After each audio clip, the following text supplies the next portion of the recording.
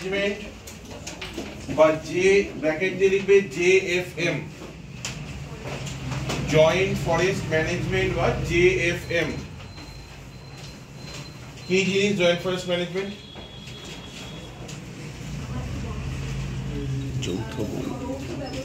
যৌথ বন ব্যবস্থাপনা। এটা তো বাংলা হলো, জিনিসটা কি?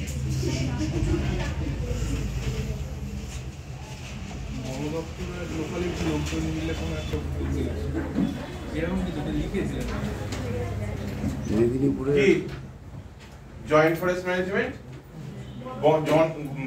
বনভূমির ওপরে প্রধানত যে ট্রাইবাল উপজাতি, ভারতের যেসব উপজাতি গোষ্ঠী তারা নির্ভরশীল, তারা বনজ বিভিন্ন সম্পদ সংগ্রহ করে থাকে, বন থেকে কাঠ, ফল, মধু এই সমস্ত সংগ্রহ করে, বিভিন্ন বন্য প্রাণী ধরে নিয়ে আসে। তাহলে এই জঙ্গল কি হচ্ছে, আস্তে আস্তে চোরা শিকারী যারা রয়েছে, চোরা শিকারীরা কেটে নিয়ে যাচ্ছে, গাছপালা লুকিয়ে কেটে নিয়ে যাচ্ছে বা লুকিয়ে পশু পাখি মেরে নিয়ে যাচ্ছে। তারপরে কি হচ্ছে, আস্তে আস্তে বনভূমি আস্তে আস্তে নষ্ট হচ্ছে। তার জন্য কি করা হয়েছে না, এই জঙ্গলকে সংরক্ষণের দায়িত্ব আগে শুধুমাত্র বন দপ্তরের ছিল।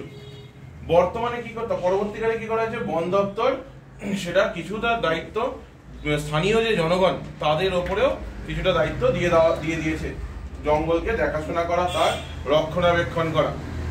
তাহলে তাহলে আগে কেবলমাত্র শুধুমাত্র যে বন দপ্তর তারাই জঙ্গলকে দেখাশোনা রক্ষণাবেক্ষণ করত, কিন্তু বর্তমানে স্থানীয় জনগণ এবং বন দপ্তর যৌথভাবে কোনো জঙ্গলকে দেখাশোনা বা রক্ষণাবেক্ষণের দায়িত্ব পালন করে থাকে, যাকে বলা হচ্ছে যৌথ বন ব্যবস্থাপনা বা জয়েন্ট ফরেস্ট ম্যানেজমেন্ট বা জেএফএম।